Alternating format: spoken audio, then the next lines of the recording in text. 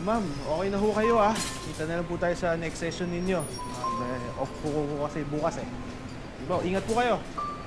Bye. Kuya? Oh, Loe. Bakit? Anong problema? May sakit ka ba? Sinabutan pa kita din. Para kasi... Wala na kasi sakit sa ulo ko. Saka yung chat. Paratang nalasang ko.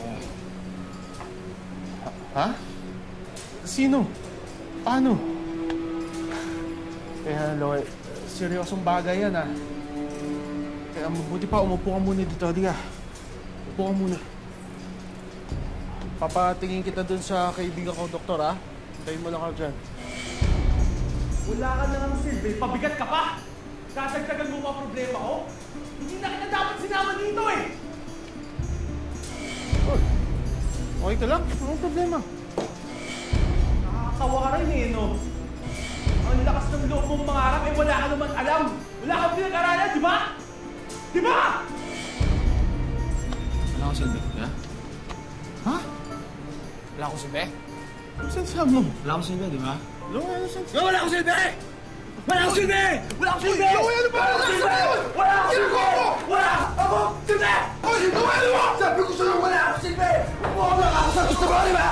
Wala akong silbi! Silbi, di ba? Pero umuuna ako, di ba? Umuuna! Umuuna ako! Wala akong silbi! Kung minsan, kahit maganda ang ating hangarin sa buhay, hindi na ayon ang resulta o kahihinatnan. Ganito ang hatid na kwento namin ngayon.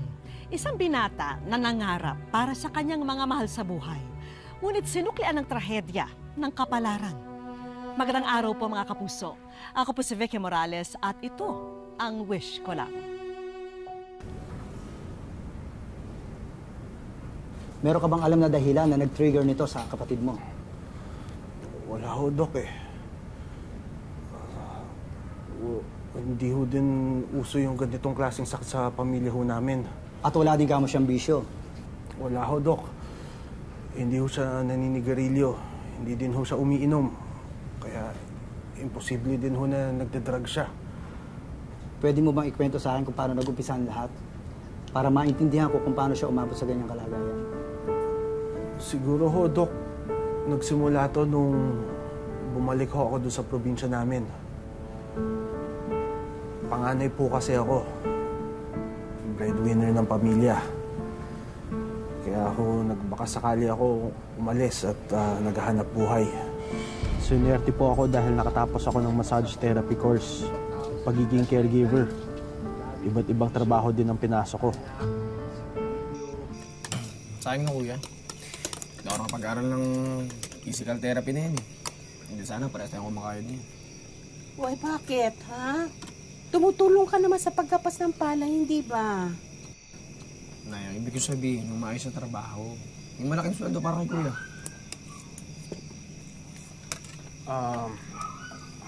Sa totoo nga lang ho, mas okay nga ho sana kung may makakatuwang ho sana ako sa paghahanap buhay. Hindi kuya, sama mo na ako sa Nueva Ecija. Makakahanap naman ako ng trabaho dyan, panigurado eh. Hindi, dito ka lang. Hindi ka aalis. Nay, 17 na po ako. Mukhang malabo naman na makapagtapos ako ng pag-aaral. Saka nasasayang lang yung buhay ko dyan sa pag-apas ng abakay. Nay, gusto ko lang tumulong.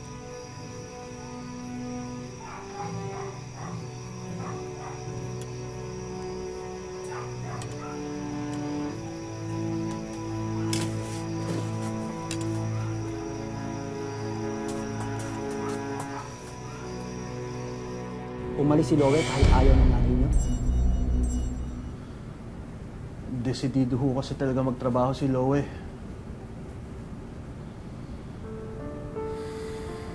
Kasalanan ko din to.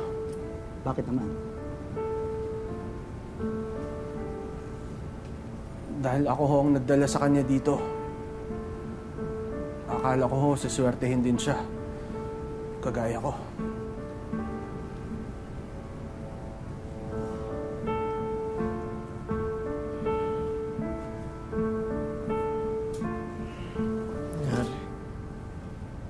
nangyari? Ano to? Kuya, ano to? Ano nangyari? Kuya, ba't ako nakagapos? Kuya! Loe, nagwala ka kanina. Sinakal mo ako. Wala na. Kuya, di ko sinasadya. Kuya, pakawal mo ko. Di ko sinasadya, kuya. Di ko naman kasalanan. Hindi ko alam yung nangyayari. Pakawalan niyo ako dito! Loe, alam ko yun. Alam ko. Loe, ano ulit yung nangyayari sa'yo? Yung tungkol sa nalason ka? Kuya, wala akong kasalanan. Kuya, wala akong kasalanan. Pakuwalan niyo ako. Loe, alam ko. It's okay, Loe. Relax. Naniniwala kami sa'yo. Pwede mo ba ikwento kung ano mga nangyari? At yung sinasabi mo na nilason ka, Mas, naman yung trabaho ko. Nakapasok ako bilang boy sa katayan ng baboy. Masanay ka na dyan. Pabait naman sa akin sila Boss Estong eh. Tsaka yung mga matadero niya. Sige. Miguel, Mark. Si Loe. First day niya. Mahirap ang trabaho doon. Pero pinipilit kong kayanin.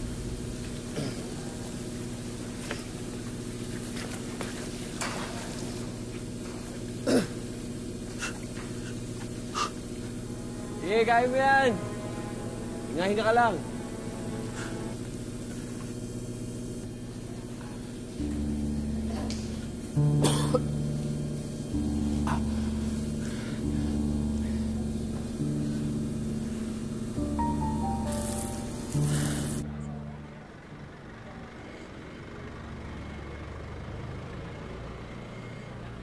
Pero nung nakuha ko yung unang sweldo ko, parang nawala lahat ng pagod ko. Ginanahan ako lalong matuto ng trabaho doon.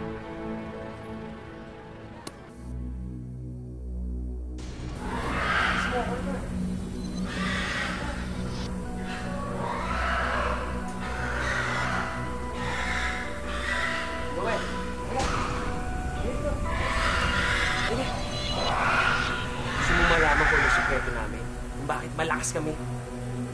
Di ba 2 araw na tayo walang tulog? Ito ginagawa namin. Ulit tayo. Kaya gusto ba yan?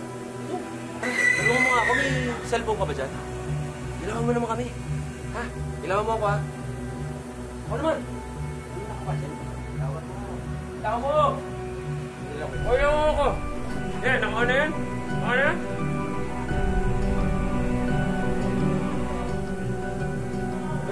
Ganoon. Halika. Hindi ko yung magdala. Tumatanggi ka? Ha? Diba sinabi ko naman sa'yo, importante dito ang pakikisama. Ang samahan. Kuya, hindi lang kasi ako sanay sa ganyan. Ba? Tinatalo mo kami. Tulong to ah! Tinatalo mo kami, ha? Sigurado ka? Kaya mo, Mark, may ibang paraan para tulungan tong batang to eh. Ha? Hintaan mo yan, ha? Sige na, umalis ka na! Kasi, marami mo!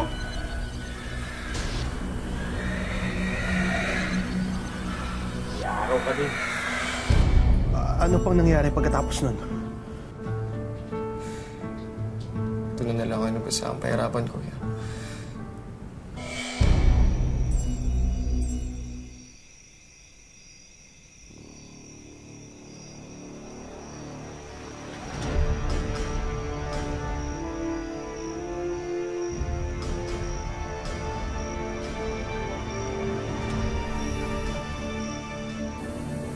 Estong! Estong, dito na ako. Estong!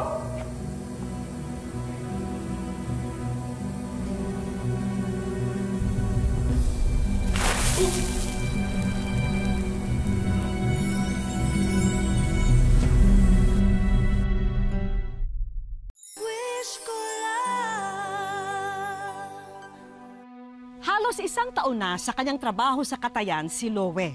Nakakapagpadala na siya ng pera sa kanyang pamilya. Ngunit nagkalamat ang samahan nila ng kanyang mga katrabaho. At dahil din dito, nasira ang lahat ng kanyang mga pinaghirapan. Yeah!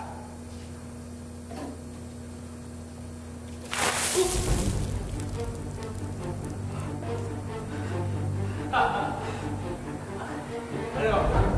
Ano bagay sa'yo?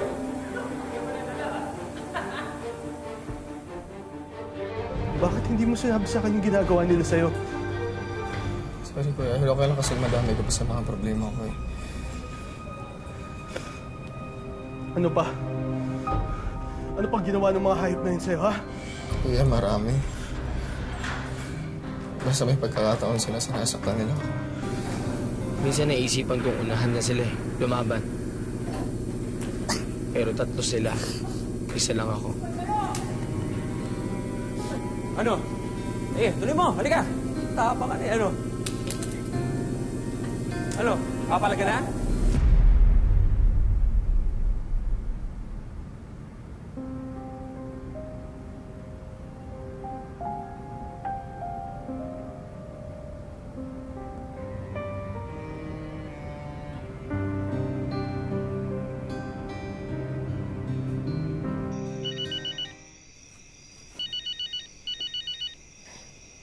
Hello? Lowe, anak.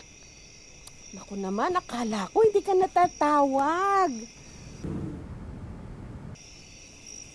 Nak? Hey, ano? May mabuting ako dito. Okay lang ako. Natanggap mo ba yung yung huling perang pinadala ko? Oo, iniipon ko lahat ng padala mo. Eh, malaki-laki na yata yun eh. Mabuti naman po, Nay. Mabuti naman. Nak, huwag ka makukulitan sa akin ha, pero baka naman pwedeng umuwi ka na kasi malaki-laki na rin ang naipon natin. Nay, kulang pa kasi yan. Kulang yun sa pagpapagawa natin ng bahay. Hindi, contact days na lang. Malapit na rin ako umuwi, ha? Sinungaling ako kay nanay. Ginawa mo lang naman yun dahil mahal mo si nanay. Hindi kasalanan yun. Pero paano yung laso na sinasabi mo? Paano kanila nilaso?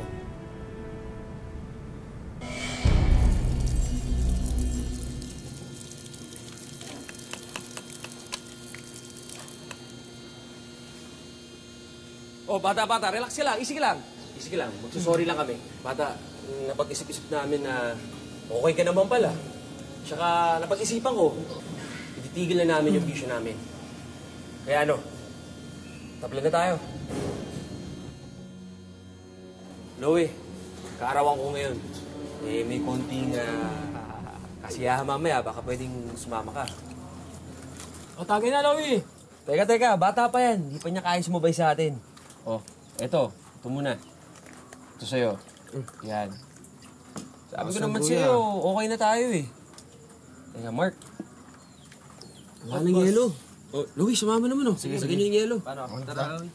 Eh, andun lang. Ayos. Sige, tayo mo. Ubusin na natin. Yan. Agal nyo ah.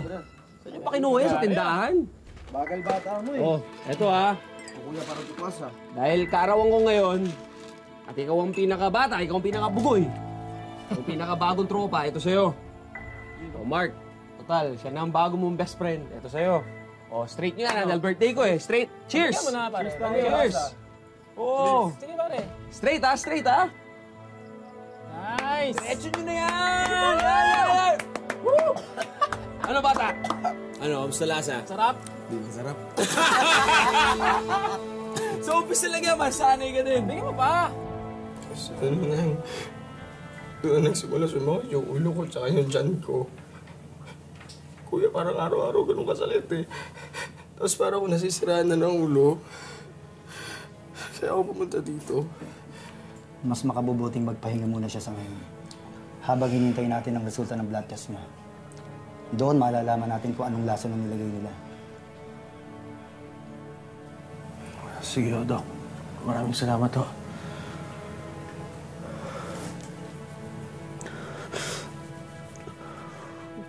Huwag ka mag-alala, Loe. Ha?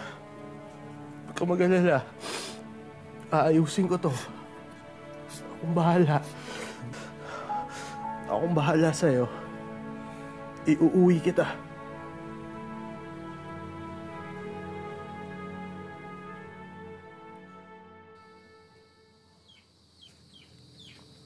Jared! Nay, nandito na ho kami. Loe? Loe? Loe?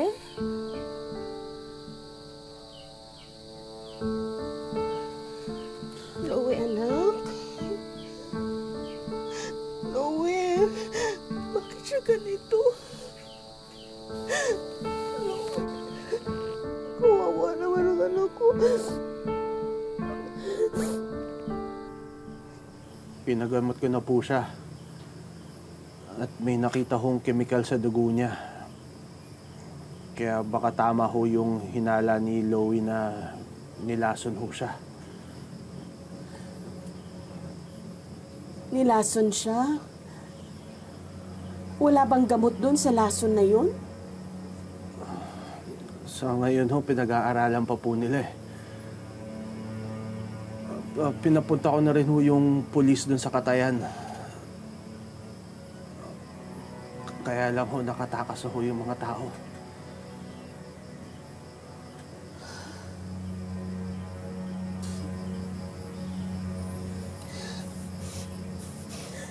Loie? Bakit? Wag. Ayaw hawakan. Ayaw hawakan. Ayaw hawakan. Wag! Ayoko! Ayoko! Huwag mo hawakan! Nasa bahay ka na! Bakit na nangyari? Huwag sabi ako hawakan!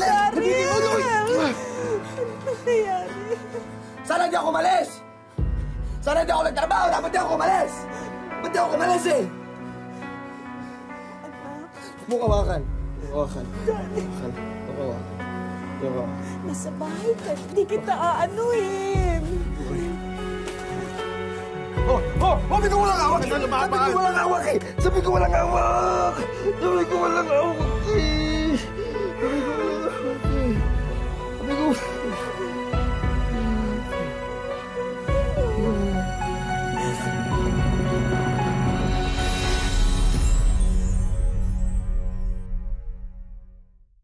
Wish ko lang.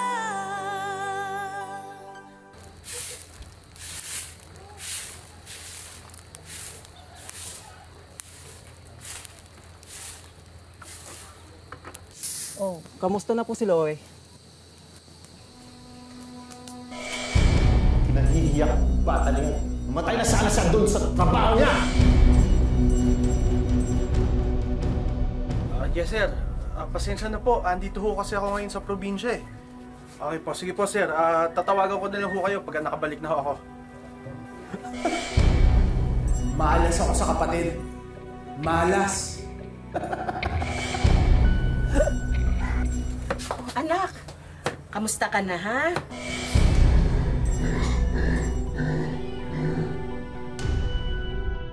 Ang lakas ng loob mong mga. Hindi ka katulad ni Jared. Alam mo, anak, naisip ko na kapag siguro maigi-igi na pakiramdam mo, dadalhin kita doon kay Mang Andoy. Baka sakaling magamot niya kung ano man nararamdaman mo. Pabigat pa. Nutil! Malas ako sa kapatid. Anak, bakit? Ay, anak! Anak ko!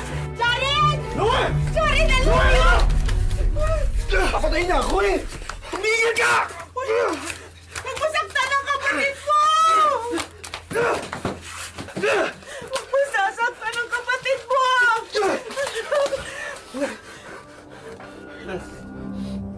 Nay, huwag kayo lumapit.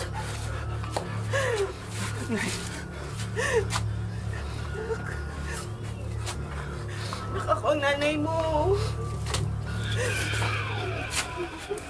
Hindi ba? Naalala mo? Di ba ang dami nating pangarap?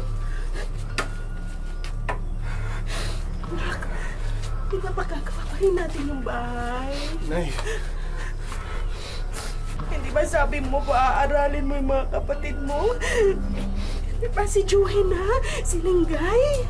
Naalala mo? Anak, natatandaan mo ako, di ba? Ako yung nanay mo. Anak, mahal na mahal kita. Anak. Loe. Anak, huwag ganyan. Mahal kita, anak.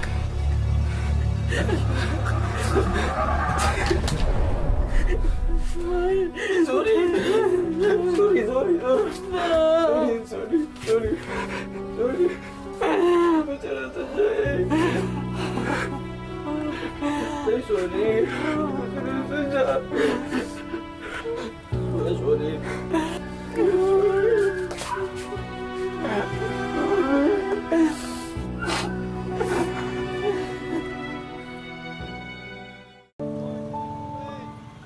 Dito sa Virac, Catanduanes namin kinatagpo ang kuya ni Loe na si Jared. Sabay na raw kami sa kanya sa pagbisita niya sa kanyang kapatid. Hindi pa po maayos yung kapatid ko ngayon. Noong April 18 po, may nakita po ako sa kanyang kakaibang sintomas. Kasi iba na po yung kanyang kinikilos. Bali, nakunan ko pa po ng video yung kanyang mga ginagawang kakaiba. Parang hindi po yung si Louie yung nakikita ko. Pagdating namin sa kanilang barangay, Tol, kumusta ka na? Tingnan mo naman. Isang kalmadong Loe ang inabutan namin. Kumusta ka na? Ha? China ako. China siya. China ka na? Kung pakikinggan daw ang sinasambit niya, makukumpirma na may problema siya sa pag-iisip. Wala pang sakit si Louie. Laging akong tinutulungan, ayaw niyang napapagod ako. Tsaka umalis siya para nga ayusin yung namin buhay para daw dahil hindi nga siya pagtapos ang pag-aral, gusto niya matulungan ako para kami sa kahirapan. Napakalambing po niya, tsaka napakabait talaga. Hindi siya gaanong palaimik, pero malambing siya. Tsaka seryoso siya pagdating sa hanap buhay. Hindi ko talaga matanggap na nagkaganyan yung anak ko. Para akong natulala yung pagbaba nila dyan sa kasi kuya niya. Tsaka umalis siya maayos, pagdating niya gano'n na. Labis din nilang binabantayan kung susumpungin siya. Dito raw kasi nagiging bayolente ang binatilyo at nakakapanakit na ng kapwa. Sabi ko, Diyos ko, bakit ako binigyan ng ganitong pagsubok? Parang hindi ko kakayanin. Pero nananalangin din ako sa Diyos. Sabi ko, Diyos ko, araw at gabi nananalangin akong bumalik ang anak ko kasi parang hindi ko talaga matanggap na nagkaganon siya. Kaya naman kahit masakit para kay Nanay Josefina, hindi siya nagdadalawang isip na igapo sa higaan na lang si Loe sa mga araw na nagiging marahas siya. Kailangan siyang itali kasi tumatakbo siya ng hindi niya alam, hindi alam kung saan pupunta. Tsaka balay mo, naagawan ako niya minsan ng itak kasi nagbukas ako ng sardinas, yun ang natakot ako. Tapos tumakbo dito sa dito sa kabilang bahay, tinaga-taga niya yung ito ng mga inuupan ko.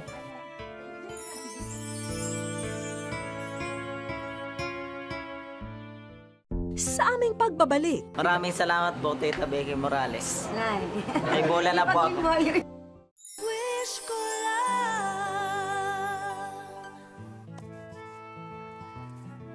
Nakabihis ang mag-iina nang bisitahin namin sila kinabukasan. Papasyal daw kasi sila sa bayan. Pero sa kanilang paglabas sa bahay, napansin nila ang isang liham na nakasabit sa may bintana. Sa wish ko lang po. Pamilyar ang liham na yon para kay Jared dahil ito ang sulat na pinadala niya sa wish ko lang. Sa sobrang pagmamahal ko po sa kapatid ko, para sa kanya talaga yung lahat ng ginawa ko po. Habang buhay ko talaga hindi na siya gagaling-alagaan ko siya. Kasi kung hindi dahil sa kanila, wala ako dito. Mahal ko sila eh. Pero ang mas nakakahanga ng mga sandaling yon ay si Loe na maayos ang kinikilos. Pipulitan ko pong gumaling na para makatulong po sa inyo. Isang mahalagang tao ang dadayuhin namin ngayon.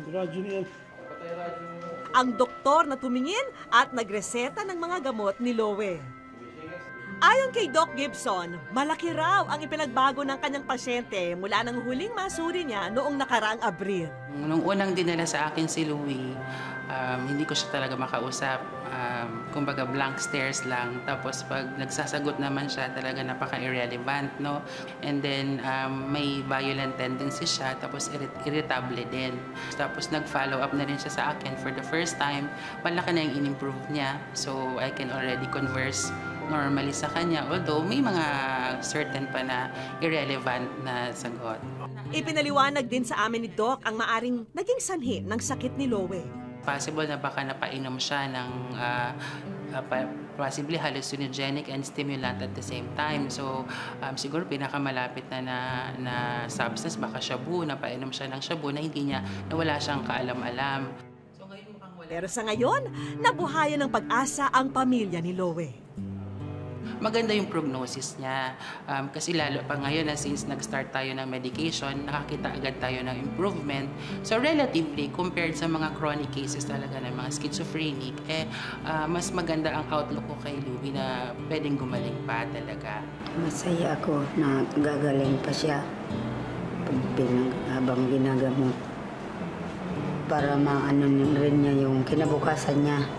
Halimbawa, mag-isip siya ng pagpamilya.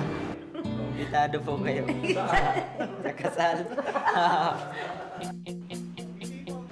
Dahil masaya na ang lahat, diretso na tayo sa mga inihanda naming sorpresa para sa ating bida. Nakatulong daw ang mga gamot sa pag-igi ni Lowe, kaya sagutan namin ang lahat ng nireseta sa'yo. Pati ang naudlot na pagpapagawa ng bahay ni Lowe para sa kanyang magulang, eto, at makukuha na rin nila ngayon ang plano, pati ang pambili ng lahat ng materyales.